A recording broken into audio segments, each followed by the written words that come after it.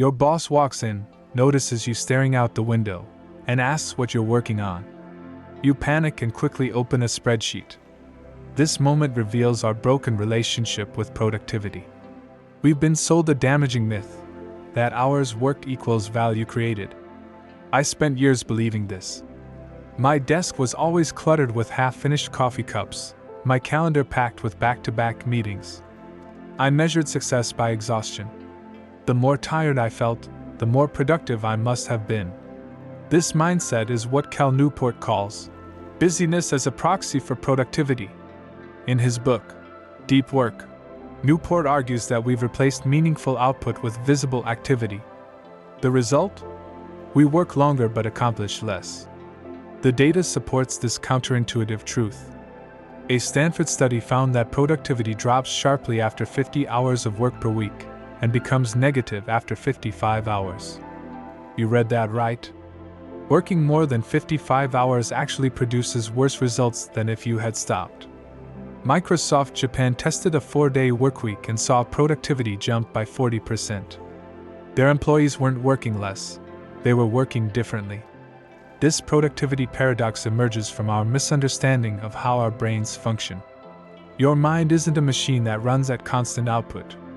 It's more like an athlete who needs recovery periods to perform at peak levels. Think about the last time you solved a complex problem. Did the solution come while staring intensely at your computer, or during a shower, walk, or right as you were falling asleep? Our most valuable insights often arrive when we step away from active work. This pattern appears throughout history. Einstein developed the theory of relativity during long walks. Darwin took daily thinking strolls on his thinking path. JK Rowling conceived Harry Potter during a delayed train ride when her mind was free to wander. What these moments share is a state neuroscientists call diffuse mode thinking, when your brain makes connections between ideas without forced concentration. This complements focused mode thinking. But many of us never give our brains time to enter this creative, problem-solving state. The modern workplace actively prevents diffuse thinking. Open offices, notification pings, and the expectation of immediate responses keep us in a state of constant alertness. Your brain needs quiet to do its best work. McKeown, author of Essentialism, puts it simply: if you don't prioritize your life, someone else will. When we fill every minute with busy work, we surrender control of our most valuable resource, our attention.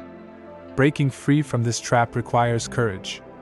You must resist the cultural pressure that equates busyness with importance. This isn't easy in workplaces where people wear exhaustion like a badge of honor. The shift begins with small changes.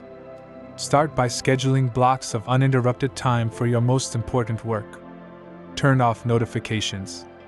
Take real breaks where you step away from screens. Protect your evenings and weekends. Remember that your worth isn't measured by your productivity. You are not a human doing, you are a human being. This distinction matters because when we tie our self-worth to output, we create a treadmill of validation that never satisfies. The irony of the productivity paradox is that by trying to do everything, we accomplish less of what truly matters. By working constantly, we deny ourselves the rest that makes great work possible.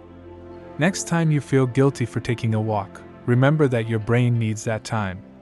When you leave work on time while others stay late, know that you're making a rational choice backed by science. The courage to work less can help you accomplish more. The most productive people aren't those who work the longest hours. They're the ones who've mastered the art of strategic rest. They understand when to push forward and when to step back. They know that sometimes the most productive thing you can do is absolutely nothing. Your mind needs space to create its best work. Give it that gift. Your future self, less stressed, more creative, and paradoxically more productive, will thank you.